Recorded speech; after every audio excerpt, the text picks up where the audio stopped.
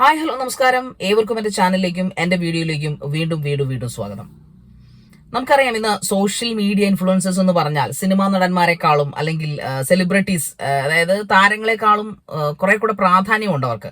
കാരണം പണ്ട് താരങ്ങൾ മാത്രമായിരുന്നു പൊതുപരിപാടികളിലും അല്ലെങ്കിൽ കോളേജിൽ അല്ലെങ്കിൽ സ്കൂളുകളിലൊക്കെ അതിഥികളായിട്ട് വന്നുകൊണ്ടിരുന്നത്. അവർക്ക് ഇത്രയും ജനസമ്മതിയും ഉണ്ടായിരുന്നു. എന്നാൽ പിന്നെ ഉള്ളത് നമുക്ക് ക്രിക്കറ്റ് താരങ്ങൾക്കാണ് ജനസമ്മതി ഉണ്ടായിരുന്നത്. എന്നാൽ ഇന്ന് അങ്ങനെയല്ല. ഇന്ന് സോഷ്യൽ മീഡിയയിൽ അത്യാവശ്യം ഫോളോവേഴ്സ് ഉള്ള, ഇൻസ്റ്റാഗ്രാമിൽ ഫോളോവേഴ്സ് ഉള്ള, അല്ലെങ്കിൽ ഇൻസ്റ്റാഗ്രാമിൽ റീൽസുകൾ മില്യൺസ് അടിച്ച യൂട്യൂബേഴ്സ് ആയിട്ടുള്ള ആൾക്കാർക്ക്, ഫേസ്ബുക്കും യൂട്യൂബും ഒക്കെ ഏകദേശം ഒരേ പാത്താണല്ലോ ഉള്ള ആൾക്കാർക്ക് ഭയങ്കര പ്രാധാന്യമാണ് ഇന്ന് യൂത്ത് കൊടുക്കുന്നത്.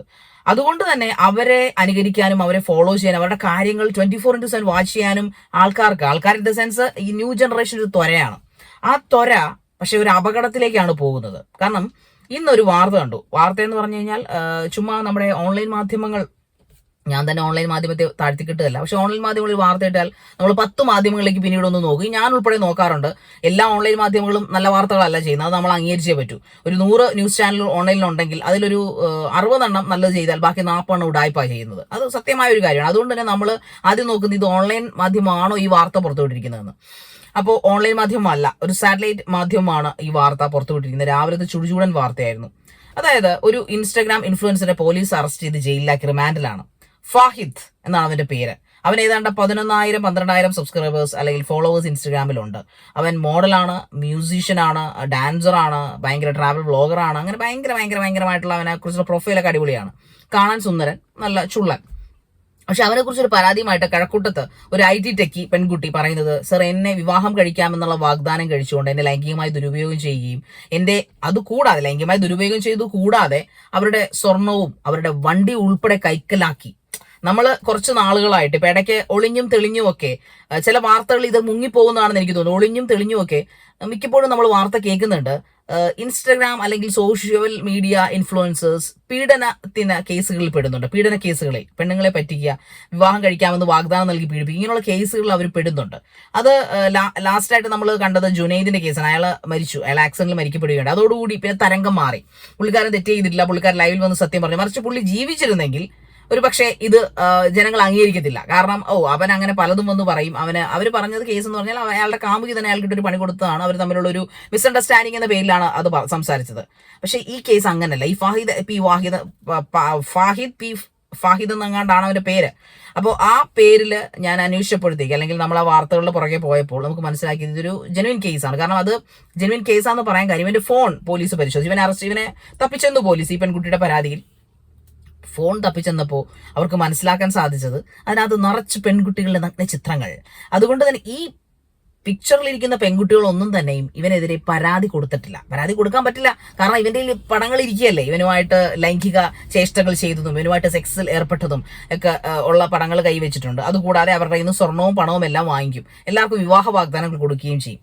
അങ്ങനെ ഒരുപാട് പെൺകുട്ടികളെ തട്ടിച്ചും വെട്ടിച്ചും നടന്ന ഒരു വൃത്തികെട്ടവൻ, ഒരു ഫാഹിദ് പി.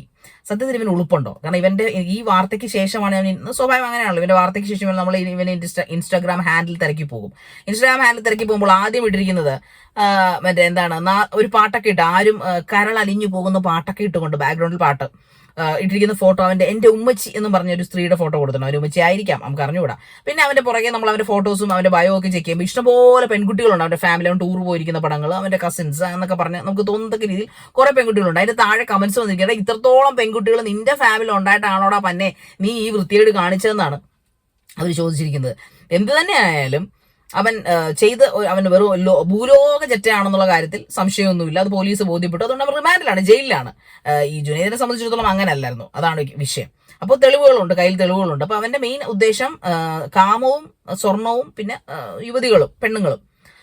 ഓക്കെ, അവൻ അങ്ങനെ സന്തോഷമായിട്ട്. കാരണം അവന്റെ ആ ഒരു ഇൻസ്റ്റാഗ്രാം റീലൊക്കെ നമ്മൾ കാണുമ്പോൾ നമുക്കറിയാം ഭയങ്കര പോഷാണ്. വലിയ കോട്ടിട്ട മാക്രിയെ പോലെ കോട്ടൊക്കെ ഇട്ട് അത്യാവശ്യം ചുള്ളനായതുകൊണ്ട് തന്നെ കോട്ടൊക്കെ ഇട്ട് വലിയ ഹോട്ടൽസിന്റെ ബാക്ക്ഗ്രൗണ്ടിലെ പടങ്ങൾ. അതോടൊപ്പം തന്നെ ഒരുപാട് ട്രാവൽ ഇവൻ ചെയ്തിട്ടുണ്ട്. എനിക്ക് തോന്നുന്നു കാശ്മീർ പോലുള്ള സ്ഥലങ്ങളിലൊക്കെ ട്രാവൽ ചെയ്തിട്ടുണ്ടെന്ന് തോന്നുന്നു. അപ്പൊ ഇതിനൊക്കെ എവിടെ നിന്നാണ് ഇവന് കാശ്? ഇവന്റെ ഫോളോവേഴ്സ് എന്ന് പറഞ്ഞാൽ 11,000 പേരേ ഉള്ളൂ. ഇവിടെ 2 ലക്ഷം 3 ലക്ഷം വരുന്ന ഫോളോവേഴ്സ് തന്നെ ഇങ്ങനെ കൊളാബ് കിട്ടാൻ കഷ്ടപ്പെട്ടുകൊണ്ടിരിക്കുന്ന കാലത്ത് ഇവൻ ഈ 11,000 ഫോളോവേഴ്സിനെയും കൊണ്ട് ഇവൻ ഇത്രയൊക്കെ ട്രാവൽ ചെയ്യും. നമ്മൾ സ്വാഭാവികമായിട്ട് ചിന്തിക്കുന്നത് എന്താ, ഇവനെ കുറിച്ച് കേസ് വരുന്നതിന് മുമ്പാണ് നമ്മൾ ഇവന്റെ അക്കൗണ്ട് നോക്കുന്നതെങ്കിൽ നമ്മൾ ചിന്തിക്കുന്നു, ഭയങ്കര റിച്ച് ആയിട്ടുള്ള ബോയ് ആണ്, ഹിസ് എ റിച്ച് ബോയ് നമ്മൾ ചിന്തിക്കും. പക്ഷെ അങ്ങനല്ല. ഇത് അവൻ അങ്ങനെയൊക്കെ സഞ്ചരിച്ചതും അവന്റെ വീട്ടുകാരെ കൊണ്ടുപോയതും ഒരു പക്ഷേ ഈ ടൂറിനും ട്രിപ്പിനും ഒക്കെ പോയിരിക്കുന്നൊക്കെ ഏതൊക്കെയോ പാവപ്പെട്ട പെൺകുട്ടികളെ പ്രണയം നടിച്ച് വശത്താക്കി അവരെ ശാരീരികമായി ഉപയോഗിച്ചു, കൂടാതെ അവരുടെ സാമ്പത്തികപരമായിട്ടും അവൻ ഉപയോഗിച്ചു എന്നുള്ളത് കൊണ്ടാണ് അവൻ ഇത്ര ഗ്രാൻഡായിട്ട് ഇത്ര പോഷായിട്ട് എല്ലായിടത്തും പോകാൻ സാധിച്ചത്. അതപ്പോൾ ഇൻസ്റ്റാഗ്രാമിന്റെ പിന്നിലുള്ള കഥകളൊക്കെ ചേട്ടന്മാർക്ക് ചേച്ചിമാർക്കൊക്കെ മനസ്സിലാവുന്നുണ്ടല്ലോ. പിന്നെ ഇതിൽ എനിക്കൊരു കാര്യത്തിൽ പറയാനുള്ളത് വേറൊന്നുമല്ല, ശരി അവന്റെ കഴിവ് അല്ലെങ്കിൽ അവന്റെ ഇതുകൊണ്ട് എന്തായാലും കഴിവ് കൂടിയിട്ട് അവനിപ്പോൾ ജയിലിലാണ്. എനിവേ എന്ത് തന്നെ ആയാലും ഇങ്ങനെയുള്ള ഓളികൾ, ഇങ്ങനെയുള്ള ഇൻസ്റ്റാഗ്രാം ഇൻഫ്ലുവൻസേഴ്സ് ഇരുന്ന് വിളിക്കുമ്പോൾ പോകാൻ മാത്രം വിലയില്ലാത്തവരാണോ ഇപ്പോഴത്തെ പെൺകുട്ടികൾ? ഞാൻ ഫാഹിദിനെ മാത്രം കുറ്റം പറയത്തില്ല. കാരണം ഇപ്പോൾ ഒരു പരാതി കൊടുത്തെന്ന് പറഞ്ഞല്ലോ കഴക്കൂട്ടം പോലീസിൽ. അവൾ IT ടെക്കിയാണ്. അവളെ പോലെ കുറെ പെണ്ണുങ്ങളുണ്ട് പരാതി കൊടുത്ത്, അതായത് വിവാഹ വാഗ്ദാനം നൽകി ലൈംഗികമായി ദുരുപയോഗം ചെയ്തു എന്നാണ് അവൾ പറഞ്ഞിരിക്കുന്നത്. വിവാഹ വാഗ്ദാനം അങ്ങോട്ട് ചെയ്താൽ തുണി അഴിച്ചങ്ങ് കാണിക്കും ഇവിടുത്തെ പെണ്ണുങ്ങൾ. അല്ല, എനിക്ക് അറിയാൻ മേലാഞ്ഞിട്ട് ചോദിക്കുക, നിനക്കൊക്കെ എന്നാത്തിന്റെ കേടാന്ന് മനസ്സിലാവുന്നില്ല. ഇപ്പോ രണ്ടുപേർക്കും പരസ്പരം സെക്സ് ചെയ്യണമെന്ന് ഞങ്ങളുടെ സെക്സ് ചെയ്യുക, ദാറ്റ്സ് ഓൾ. അതിനെന്തിനാണ് വിവാഹത്തിന്റെ വാഗ്ദാനം മനസ്സിലാവുന്നില്ല. അങ്ങനെ വിവാഹം, ഞാൻ ചോദിക്കട്ടെ, നമ്മുടെ ശരീരത്തെ വിലപ്പെട്ടതായിട്ട് കണക്കാക്കുന്നുണ്ടെങ്കിൽ ആ വിലപ്പെട്ടത് എന്തിനാണ് വിവാഹ വാഗ്ദാനം നൽകി എന്ന് പറഞ്ഞൊരുത്തിന് കൊടുക്കുന്നത്? അവനെ നമ്മളുടെ പണ്ടും ഇന്നും നമ്മൾ പൊടി തട്ടിയെടുക്കേണ്ട ഒരു സ്റ്റേറ്റ്മെന്റ് ഉണ്ട്. ഒരു പുരുഷനോ ഒരു സ്ത്രീയോ അല്ലെങ്കിൽ ഒരു പുരുഷൻ സ്ത്രീയെ സ്നേഹിക്കുന്നെങ്കിൽ അവളുടെ ശരീരമല്ല അവന് വേണ്ടത്. ശരീരമാവാം, തീർച്ചയായിട്ടും it's A part of A pleasure, ഇല്ലെന്ന് പറയത്തില്ല. പക്ഷേ അവളുടെ ആത്മാവിനെയും അവളുടെ ക്യാരക്ടറിനെയും അല്ലെങ്കിൽ അവനുമായിട്ട് നിൽക്കുന്ന ആ ഒരു വൈബ്, നിങ്ങൾ എന്താ പറയുന്നത്, വൈബ്, ആ വൈബിനെയൊക്കെ വെച്ചുകൊണ്ടാവണമല്ലോ ഒരു റിലേഷൻഷിപ്പ് ഗ്രോ ആയി മുന്നോട്ട് പോകേണ്ടത് അല്ലെങ്കിൽ ഒരു പാർട്ട്ണർഷിപ്പിലേക്ക് എത്തേണ്ടത്. പകരം കല്യാണം കഴിക്കാമെന്ന് പറഞ്ഞ ഉടനെ ഏതെങ്കിലുമൊക്കെ ഹോട്ടലിലേക്ക് കൂടെ പോവുക, കുറെ റീൽസ് എടുക്കുക. റീൽസ് എടുത്ത് കഴിയുമ്പോൾ അവനും മടുക്കും. അവന് മെയിനായിട്ട് വേണ്ടത് ഇതാണ്, അവന്റെ ഉദ്ദേശം അതാണെങ്കിൽ അവന് വേണ്ടത് മറ്റേ പരിപാടി, അത് അങ്ങ് കൊടുക്കുക, കിടന്നങ്ങോട്ട് കൊടുക്കുക. അത് പലയിടത്തും കൊണ്ടുപോയി പീഡിപ്പിച്ചു, അല്ലെങ്കിൽ പലയിടത്തും കൊണ്ടുപോയി ലൈംഗികമായി ദുരുപയോഗം ചെയ്തു. പീഡനം പറയാൻ പറ്റില്ല, ലൈംഗികമായി ചൂഷണം ചെയ്തു. അത് ഒന്നല്ല, പല പെണ്ണുങ്ങളെ അവൻ കൂടി കാശുകാരനായി. കാരണം വേറൊന്നും കൊണ്ടല്ല, സ്വർണത്തിന് കൊടും വിലയല്ലേ, ഇഷ്ടം പോലെ സ്വർണ്ണമല്ലേ കിട്ടുന്നത്. അങ്ങനെ നടക്കുന്ന ഈ ഇൻസ്റ്റഗ്രാം ഇൻഫ്ലുവൻസേഴ്സിന്റെ കാലിൽ വീണ് അല്ലെങ്കിൽ അവരുടെ പ്രേമത്തിൽ വീണ് സ്വന്തം ശരീരം പണയം വെക്കാൻ അല്ലെങ്കിൽ സ്വന്തം ശരീരം ഇങ്ങനെ കൊടുക്കാൻ മാത്രം വിലയില്ലാത്തവരായി മാറിക്കൊണ്ടിരിക്കുകയാണോ നമ്മുടെ കേരളത്തിലെ പെൺകുട്ടികൾ? സത്യത്തില് ആ പെൺകുട്ടിയുടെ ജോലിയൊക്കെ ഇടുമ്പോൾ എനിക്ക് കഷ്ടം തോന്നി. കാരണം അവളെന്തായാലും പരാതി പറയാനുള്ള ധൈര്യമെങ്കിലും കാണിച്ചു. പോലീസ് പറയുന്നത് ഇതിനകത്തുള്ള പല പെൺകുട്ടികളും പരാതിപ്പെട്ടിട്ടില്ല. കാരണം ഇതെല്ലാം ലൈംഗികമായി ദുരുപയോഗം ചെയ്ത പെൺകുട്ടികളാണ് അവൻ. എന്തായാലും കാരണം ഇങ്ങനെയുള്ളവന്മാർക്ക് അവസരം ഉണ്ടാക്കി കൊടുക്കുന്നത് നമ്മുടെ നാട്ടിലെ പെൺകൊച്ചുങ്ങൾ തന്നെയാണ്. വിദ്യാഭ്യാസമൊന്നും അതിനൊരു മാനദണ്ഡമേ അല്ല. കാരണം അവര് ഇങ്ങനെ ഒരു ഫോട്ടോ ഇടുന്നു, ഇച്ചിരി റൊമാൻറ്റിക് ആയിട്ട് നോക്കുന്നു, ഒരു സെക്സി ആയിട്ട് നോക്കുന്നു. നമ്മുടെ നാട്ടിലെ ആമ്പിള്ളേരില്ലേ, ഇൻസ്റ്റാഗ്രാമിൽ ഇരിക്കുന്നവ മാത്രമേ ഉള്ളൂ ആമ്പിള്ളേരെ. ഇൻസ്റ്റാഗ്രാമിൽ ഇരുന്ന് പണിയെടുക്കുന്നവന്മാരെ നീയൊക്കെ കെട്ടത്തുള്ളൂ, ഇൻസ്റ്റാഗ്രാമിൽ നിന്ന് പണിയെടുക്കുന്നവ മാത്രമേ നീയൊക്കെ പ്രേമിക്കത്തുള്ളൂ. ഇതിപ്പോ വന്ന് ഇൻസ്റ്റാഗ്രാം അക്കൗണ്ട് ഇല്ലാത്ത ചെറുക്കനെ കെട്ടത്തില്ല എന്ന് പറയുന്ന അവസ്ഥയാണ്. പക്ഷെ അവൻ ചിലപ്പോൾ ഒറിജിനലി ബാങ്ക് മാനേജറോ പോലീസുകാരനോ അല്ലെങ്കിൽ ഏതെങ്കിലും നല്ല കമ്പനിയിലെ മാനേജറോ ഒക്കെ ആയിരിക്കാം. അല്ലെങ്കിൽ നല്ലൊരു ബിസിനസ്സുകാരനായിരിക്കാം. പക്ഷെ അവന് ചിലപ്പോൾ ഇൻസ്റ്റാഗ്രാമിൽ അവൻ ഇങ്ങനെ റീൽസും കൂൾസും ഒന്നും ഇടത്തില്ല. പക്ഷെ എന്ന് വെച്ചിട്ട് അവൻ നല്ലൊരു പയ്യൻ അല്ലാതായി മാറുന്നുണ്ടോ? ദേവി ചെയ്ത് പെൺകുട്ടികൾ മനസ്സിലാക്കുക, ഇൻസ്റ്റാഗ്രാമിൽ ഇരിക്കുന്ന ഒരു രസത്തിന് വേണ്ടിയിട്ടാണ് ഇതെല്ലാം ചെയ്യുന്നത്. പണ്ട് ടിക്ടോക്ക് ചെയ്തതുപോലെ തന്നെ. പക്ഷെ ഇന്ന് ഇൻസ്റ്റാഗ്രാമിൽ ഏറ്റവും കൂടുതൽ തട്ടിപ്പ് നടക്കുന്നുണ്ട്. അത് പ്രൊഫഷണൽ വൈസ് ആയാലും അല്ലെങ്കിൽ ഈ പറയുന്ന പോലെ പ്രേമം വൈസ് ആയാലും വിവാഹ തട്ടിപ്പ് നടന്നു. വിവാഹ തട്ടിപ്പ് എനിക്ക് തോന്നുന്നു ഈ ലേറ്റസ്റ്റ് ആയിട്ട് വിവാഹ തട്ടിപ്പ് നടന്നിട്ടുണ്ട്. ഇൻസ്റ്റാഗ്രാമിലൂടെ പരിചയപ്പെട്ട് ലേറ്റസ്റ്റ് ആയിട്ട് നടന്ന വിവാഹ തട്ടിപ്പ് കഴിഞ്ഞ ദിവസം പത്രങ്ങളിലൊക്കെ ഉണ്ടായിരുന്നു. എനിവേ എന്തായാലും പെൺകുട്ടികളെ സൂക്ഷിക്കാൻ ഞാൻ പറയത്തില്ല. നിനക്കൊക്കെ സ്വന്തം ശരീരത്തിൽ അല്പമെങ്കിലും ആത്മാർത്ഥയും വളർത്തിയ തന്തയോടും തള്ളയോടും അല്പമെങ്കിലും ഒരു എന്താ പറയുക ദയവ്, ഒരു കരുണയുണ്ടെങ്കിൽ ദേവി ഇത്രയൊക്കെ ചെറ്റത്തരത്തിന് പോകാതിരിക്കുക. ഇല്ലെങ്കിൽ പോയി ചാക്, അതാ വേണ്ടത്. അല്ലാതെ പിന്നെ എന്നാ ഇതിനൊക്കെ പറയേണ്ടത്?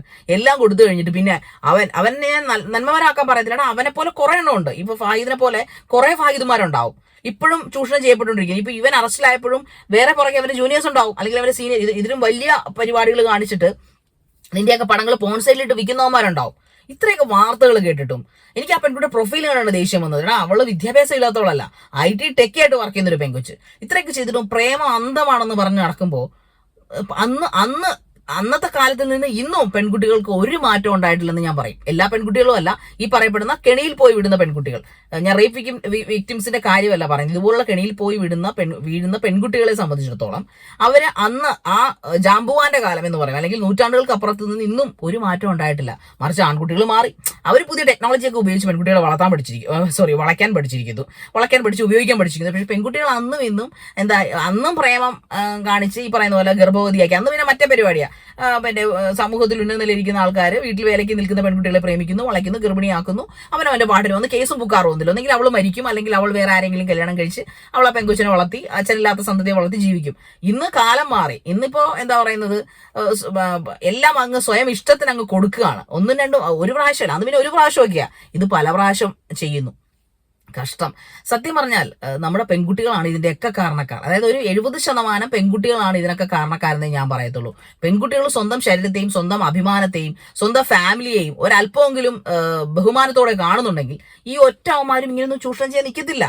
അപ്പോൾ അതുകൊണ്ട് എനിക്ക് പെൺകുഞ്ഞുങ്ങളോട് പറയാനുള്ളത്, ഇനിയും ഇൻസ്റ്റാഗ്രാം ഇൻഫ്ലുവൻസേഴ്സും അതുവഴി ലൈംഗിക ചൂഷണം ഒക്കെ ഉണ്ടാവും, പ്രേമോളികളും ഒക്കെ കാണും, പ്രേമിക്കാൻ വേണ്ടി കാത്തു നിൽക്കുന്നവർ ഈ ലോകാവസാനം വരെ പ്രേമവും പ്രണയവും കാമവും ഒക്കെ കാണും. പക്ഷേ അതിൽ മാന്യമായിട്ട് ചെന്ന് വീഴണോ അതോ ഇതുപോലുള്ള പരിപാടികൾക്ക് ചെന്ന് വീണ് നാണം കെടണോ എന്ന് നിങ്ങൾ തീരുമാനിക്കുക. നന്ദി.